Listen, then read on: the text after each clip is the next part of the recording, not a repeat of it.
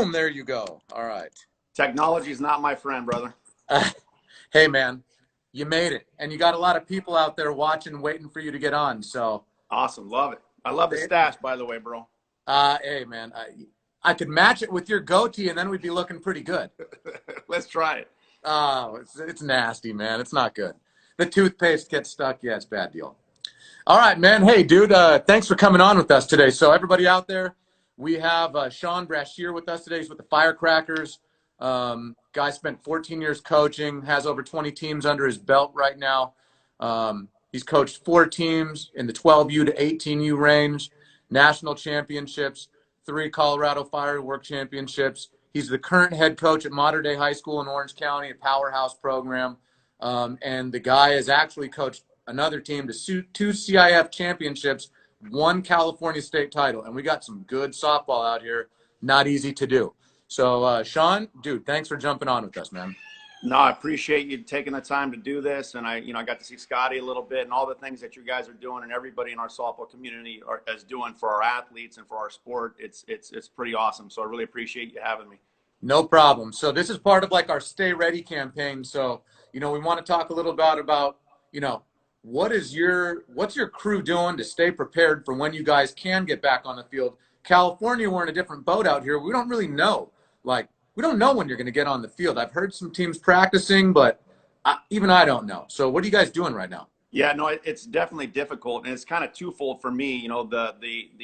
Internally for our athletes, we're doing a lot of things with them, Zoom, and we have some really great coaches in our program. So it's not just me; it's a lot of guys that are putting a lot of time and energy. And honestly, it's even more work, trying to make sure that we're doing this stuff the way that we're doing it and making sure we're helping them. So, we do, kind of daily Zoom calls. I'll have 3 or 4 more today where we're doing hitting lessons, slapping lessons, pitching, catching type things with different coaches. And then the girls segment in according to when it's their turn for their age. So they may not be on a call every day for something, but they're on calls throughout the week that we're able to help provide them, levels of work, making sure that they're doing stuff. We've structured some stuff, I'm sure, like everybody's doing, to make sure that they're doing everything they can to maintain their softball readiness, your campaign, right? Make sure that we're all there. And then the other side of it is just kind of working with, and this is what's been so awesome, and again, listening to Scotty, is just seeing everybody start to work together to come up with answers and to build the possibilities of where we may be heading for our sport. So it's just continuous conversations with important people, trying to help make important decisions. And, there's some really exciting things coming from California that we're working on, that a lot of the important people in the sport are working together to make sure that we can do. To just kind of, again, to be able to do some things for our athletes, to make that impact. And again, I think with this, what you've really seen is that people have banded together, to make things right for our sport. So industry leaders aren't just thinking in their own mind of their own entity. They're really kind of thinking of the totality of the sport, which is healthy, right? It's going to help make us all better. And when we come out of this, which we will, and we get back on the field, you're going to see such a huge impact of the willingness to work together within our sport that'll make our sport stronger and better as we go forward. That's good. That's good to hear. I mean, and I don't know if you've been watching or the kids out there who are watching right now, but I've been interviewing a lot of our D1 college partner coaches, and it's incredible the amount of education they're giving themselves right now. They're not taking the downtime to sit around and mope and complain. Dude, everybody is learning. There's so much access to knowledge out there. I know you're a student of the game. You study it. So I'm sure that you're learning right now, and all your players should be taking the time to learn more. Bro, even learning Zoom, right? I didn't know what Zoom was 3 months ago. That's and right. Now knowing what kind of a tool it is. So for sure, I mean, there's so many great avenues out there for us to learn and get better at. And so without a doubt, it's a continuum. I mean, you see these press conferences, these releases that, whether it's Dave King and things he's doing, just so many really smart people. And, I always say, plagiarism is the greatest form of flattery. So when you're out and about, none of us get here just on our own. There's always different helping hands that get us to where we're going. They teach us things. So it's just a matter of, everybody being willing to listen, add and implement the things that they feel or their strengths are, and it's going to make all of us better, right? So even our coaching staff, again, there's things guys do better than I do. There's aspects that maybe I offer that are a little different than what someone else offers, and we bring that in its totality to be able to make the best program we can, right? To be able to help our athletes get better, get stronger, You know, and again, our sport's doing that now, which is really cool because now it's not an organizational thing. It's not a, you know, a Firecrackers versus somebody thing. It's a softball thing, which is where we're all here for, right? We're all we're coaches, even for you guys, you know, to be able to market your products and to be able to provide the athletes the best possible, you know, tools to be successful. You know, all of these things are important for us to stay connected, to support one another, to help each other, the athletes, coaches alike. So when we come back out, we're, you know, again, the sport's even better than it was when this started. Very good. You know, one thing I want to mention is this sport is, I love the sport, man. Fast pitch softball is fun. Like, you go to a field, it is a fast game. I remember there were days when pitchers would, I mean, dominate, mow people down. In my eyes, what I've seen in the last few years, and there still are pitchers who can shut people down, but the offensive explosion going on and producing runs and scoring a lot and playing defense and the fastness of the game is very fun to watch. In your mind, like, is there a shift in softball in moving more of an offensive direction? Sure. I think all sports, right, whether it's basketball, football, they're lightening the, you know, kind of changing rules to be able to help the game be more offensive. And you know, our sport as well, you know, the idea of a nothing game into the 18th inning and you know, the pitcher having 30 strikeouts a game. You know, the fan viewership content. People want to see home runs. They want to see action. They want to see the speeds kids run.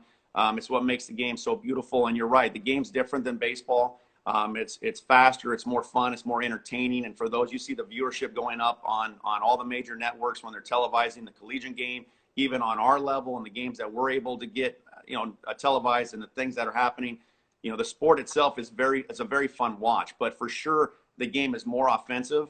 You know, never in this sport will it change in the sense if you can get that one horse, right, that pitcher that can be a difference maker, that's always going to be the biggest component. But at the same time, you know, the game has changed to where a lot of those 1-0, 2-1 games are now maybe 5-4 games, right, 6-5 games, just because of the rule change. Obviously, putting the pitching distance back, you know, helped everybody on the hitting side, right, the offensive side, to be able to provide more, you know, more fun into the game, more interest into the game. Yep. All right. So, you know, we probably do have a lot of kids out there watching and that will watch this. Strange year, right? Who knows what summer tournaments are going to go on. In your mind, like, how is recruiting going to change? Where are the coaches going to watch the players? How are they going to watch them? What is the message that you give to your girls who are in high school looking to join a college program? You know, now more than ever, the responsibilities on these athletes, and it's going to be on coaches to help the athletes, but it's going to be providing the content. You know, I've had a lot of conversations with a lot of different coaches, and the unknowingness of in regards to whether they're going to be able to get out and travel this summer on their end to be able to recruit. So, you know, but the one thing that won't change is coaches wanting talent, right? And coaches wanting their program to get better and to be able to identify that talent.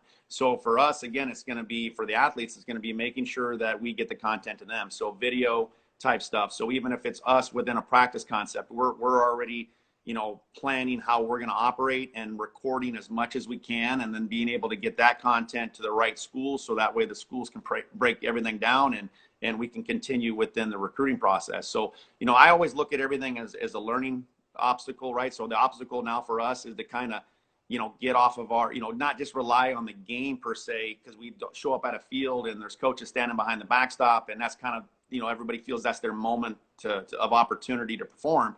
You know, now it's going to, again, it may be things that we're doing on a practice field. It may be streaming some things. Yeah.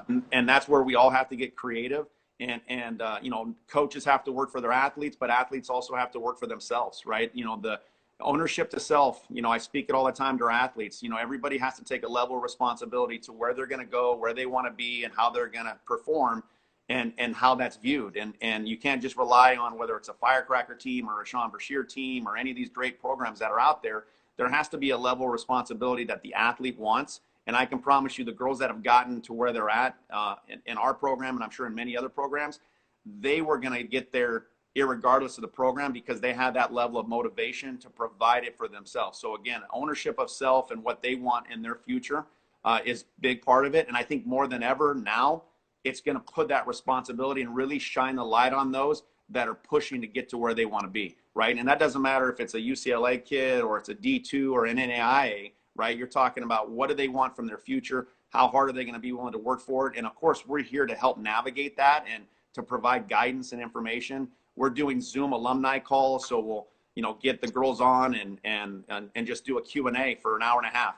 And we've had 300 people on a Zoom call just asking former athletes of ours different questions in regards to recruiting, academics, SATs, and, you know, practices, anything that it could be to help them. So we're here to provide things, but at the same time, they are going to be responsible, right? And it's going to be something that's going to be even more important this summer. Excellent information. And that's, you know, I hope all these girls are watching you right now to talk about this, because it is important. If they're not working in their garage right now on their own time, someone else down the street's working harder than them. So, you know, that's great that you're instilling that within all your players.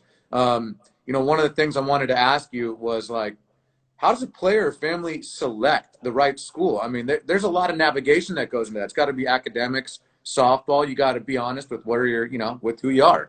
Yeah. And I think that, you know, for us as a pro, for me, I've always wanted to make sure it's the right school, right? And I think one of the things I'm very proud of is with the portal and a lot of transfers that are going on out there is that we have very few girls that have been from our program transfer at the collegiate level. And I feel as if that's because we've done our due diligence to make sure that we're helping them make good choices, right? So, you know, we have girls that are going to be destined to play in a power conference or at a power school and and we have girls that are academic kids, and, you know, we have girls in the Ivy League and things of that nature. So it's about really each athlete truly knowing and identifying what their goals are, you know, athletically, academically, socially, you know, how far away can they live from mom and dad, you know, all these type of things that go into it. So we really go in depth. You know, Roman Gallegos does a great job helping with our recruiting. You know, of course, I'm involved, and our coaches that are on particular teams are involved. But we really try to know exactly where that athlete's at, you know, mentally.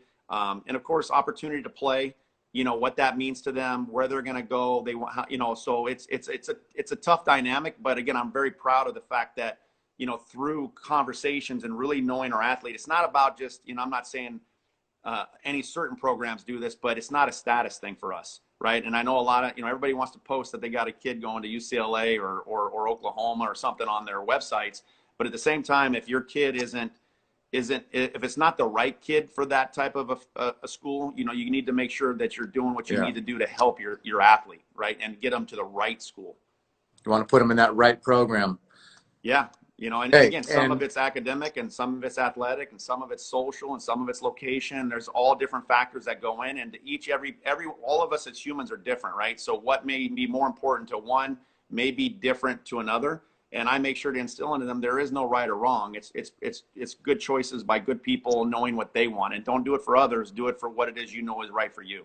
Very cool. I mean, that's it, man. You're developing talent from that 10-year-old all the way up to the 18, regardless of where they go. They're learning the Brashear way of doing things, and the colleges love it. So kudos to you guys on moving the kids on and teaching them the right way to play the sport.